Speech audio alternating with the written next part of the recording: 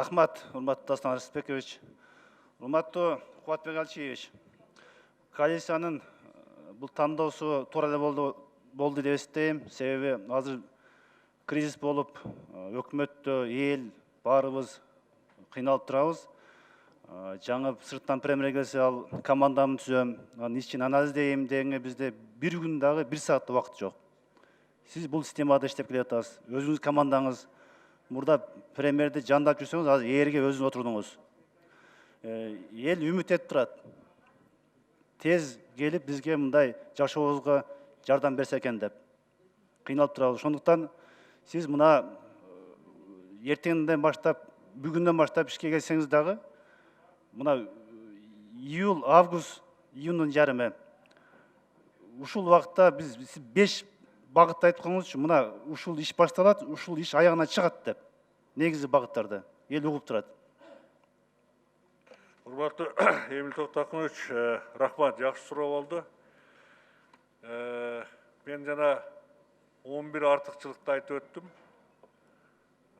Ошол жерде эгерде ар бирине иш-чараларды расписать этип, жазып, план түзүп чыгабыз, Кудай буюрса, ошону жасап чыксак, бул 11 артыкчылыкта жок дегенде бир 50-60 иш-чара чыгат да.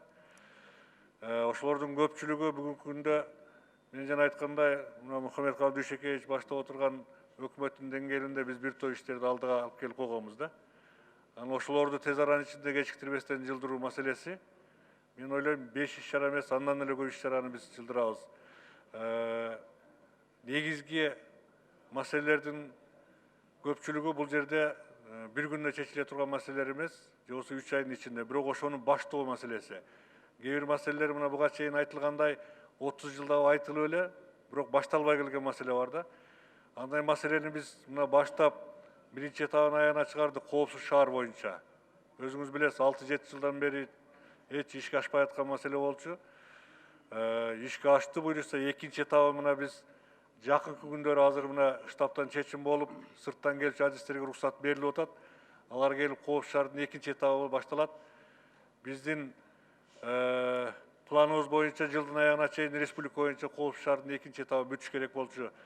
Азыр кичине жылып калат, кийинки жылдын жаз мезгилдерине чейин мен ойлойм ал маселени да бүтүрөбүз депчи. Ушуга окшогон маселелер бар, эми сходу сразу айтканга эчке келбей атат, бирок 5 эмес, андан деле көп маселени биз бүтүргөнгө аракет кылып иштейбиз.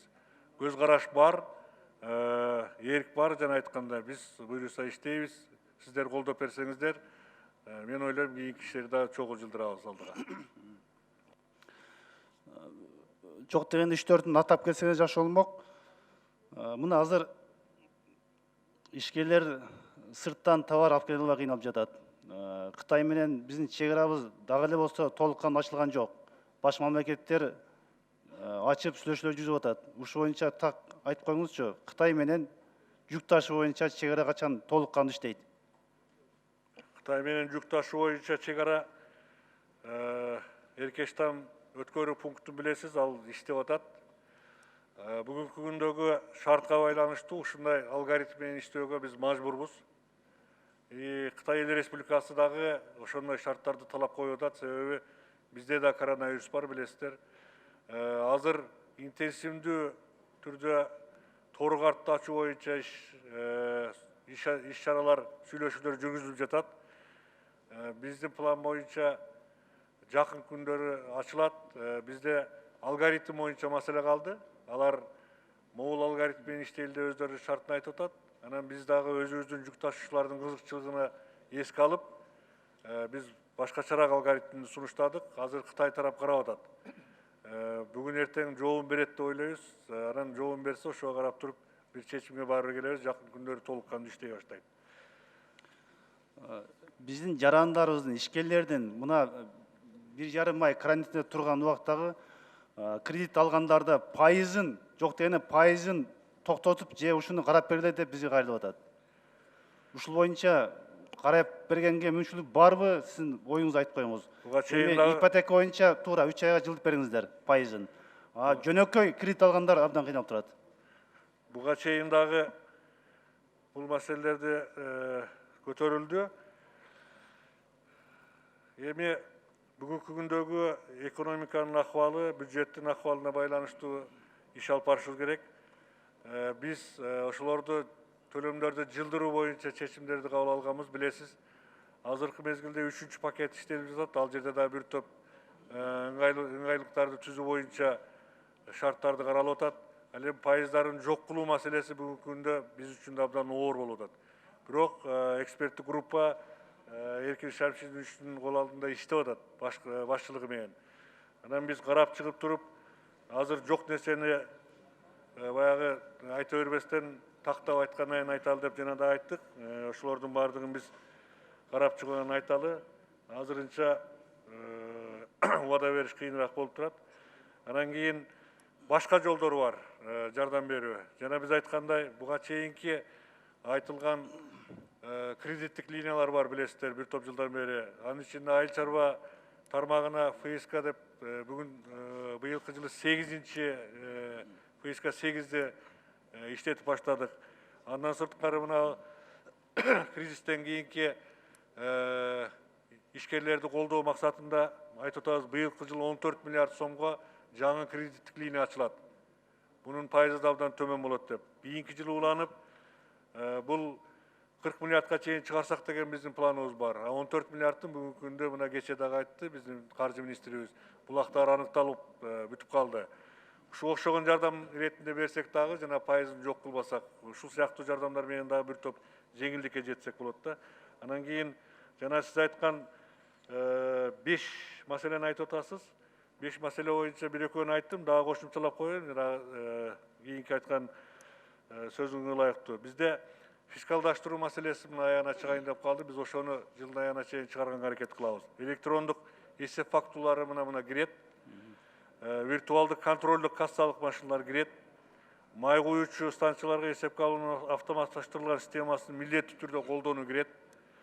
Бул биздин жанагы нефтепродукт тармагындагы коррупцияга абдан бөгөт коюуга абдан чоң мүмкүнчүлүк болот. Анан кийин алкоголдук жана тамеки продукцияларына санариптик маркировканы милдеттүү түрдө киргизүүнүн ишине иштейбиз. Жетишип калсак, буну дагы бүтүргөнгө аракет кылабыз. Анан азыр кошумча иретинде бул маалымат элге да бүгүн керек болуп турат. Сурооңуз жакшы суроо болду.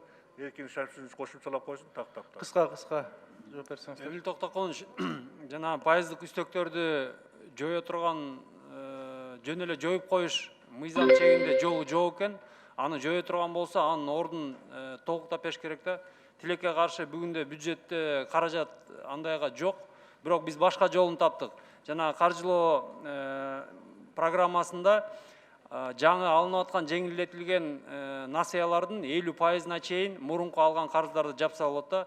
Жаңы насыялардын пайыздык ченемдери 2,5 эсе арзан мурункуга караганда. Ошону менен карыз жүгүн ошентип жеңилдетип алса болот. Ишкерлер бижарымай иштеген жок. Банктар менен жүрүңүздөр. Банктардын хозяиндери чет өлкөдө алар да иштеген жок. Бул баары бул глобальный кризис. Ошо жүрүңүздөр. Кубатбек Алчевич, каположение стимгрант ачылбай атат. 10 секунд. 8-июнда мыйзам кол койгон. Ушуну качан ачасыздар? Качан кол коесуз?